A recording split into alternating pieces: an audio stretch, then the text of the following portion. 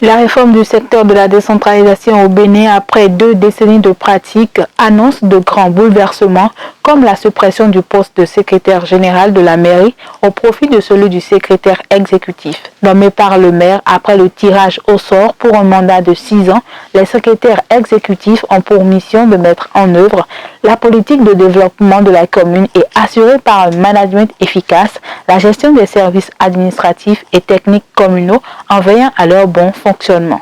Après le tirage au sort au Palais des Congrès de Cotonou des 117 secrétaires exécutifs et le remplacement des démissionnaires, les populations apprécient. Inédit au Bénin, quand on parle de processus d'octroi de poste dans les administrations, ce n'est jamais venu de cette manière. Aujourd'hui, qu'on en vienne à tirer au sort, qu'on en vienne à déployer le dossier, qu'on en vienne à faire une enquête de moralité bien approfondie, il faut trouver que c'est une nouvelle réforme, comme vous l'avez dit, et c'est à la type du gouvernement en place, parce que déjà, ça a commencé par les secrétaires exécutifs dans les communes, ceux-là qui vont seconder les maires, qui vont travailler en commun accord avec les maires, qui sont désormais les ordonnateurs du budget. Donc c'est pour dire que déjà ce processus de tirage au sort qui a commencé, c'est la preuve déjà de la qualité de ce qui se fait, c'est la preuve de qu'il n'y a pas de clientélisme, il n'y a pas de régionalisme, il n'y a pas non c'est mon frère, non c'est ma soeur du village, il faut le mettre à ce poste-là. Non, il n'y a pas ça, parce que désormais avant de pouvoir parler de budget, avant de pouvoir sortir de l'argent, il faut quand même que ce secrétaire exécutif soit informé.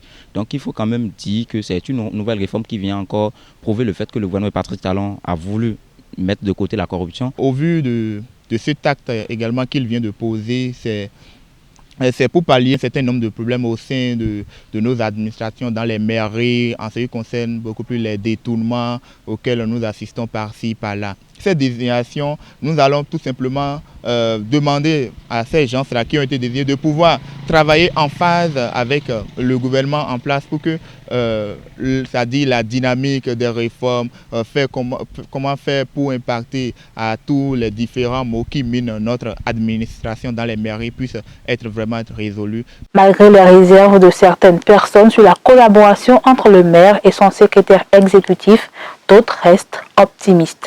Même si le maire, moi je dis une chose, même si le maire ne connaît pas le secrétaire, mais auparavant c'est lui qui nomme celui qu'il connaît et qui peut toutefois faire tout ce qu'il veut, c'est-à-dire des budgets ou bien des sous de la mairie, mais voilà que quelqu'un qui vient et qui ne connaît pas. Alors je pense que ça va un tout petit peu pallier ce problème-là.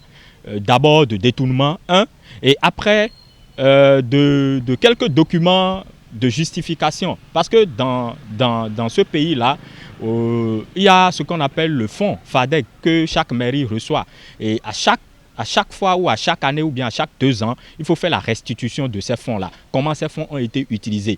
Mais il se pourrait qu'il y a des mairies qui détournent ces fonds-là pour en faire autre chose. Et qui font des documents qui ne sont pas du tout dans les normes en matière de restitution. Et qu'est-ce que le fonds a véritablement fait lors de la présentation de ces restitutions-là? On ne sent pas en réalité qu'est-ce que ces fonds-là ont servi en réalité.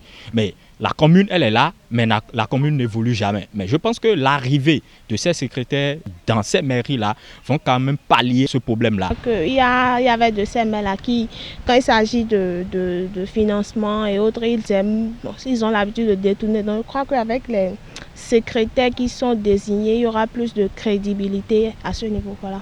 Franck Kenevo, expert en gouvernance locale et en communication, est sceptique sur cette réforme. Toutefois, il mise sur une formation psychologique et politique au profit des secrétaires généraux pour un bon déroulement de leur mission dans leur nouveau lieu de travail. On a mis beaucoup d'attributions, beaucoup de prérogatives au niveau du secrétaire exécutif. Et c'est pas simple la gestion d'une collectivité territoriale. Un secrétaire exécutif qui est tiré dans une commune, il débarque dans une communauté où il n'a pas vraiment une connaissance du terrain, du milieu, les défis, tout ça. Donc il va débarquer comme les sous-préfets qu'on avait jusqu'en 2003, mais à la différence des sous-préfets qui avaient la force de l'État pour s'imposer, le secrétaire exécutif devra s'imposer avec sa sagesse, avec son travail. Mais si on peut anticiper, j'ai vu que dans leur recrutement, il y a des tests psychologiques c'est déjà important, mais il faut aller plus loin. Il faut leur donner des formations pratiques, des formations psychologiques, des formations politiques, quand bien même ils ne seront pas des acteurs politiques. Au total, sur les 77 secrétaires exécutifs des communes, on a 27 femmes et 50 hommes, soit respectivement 35% et 65%.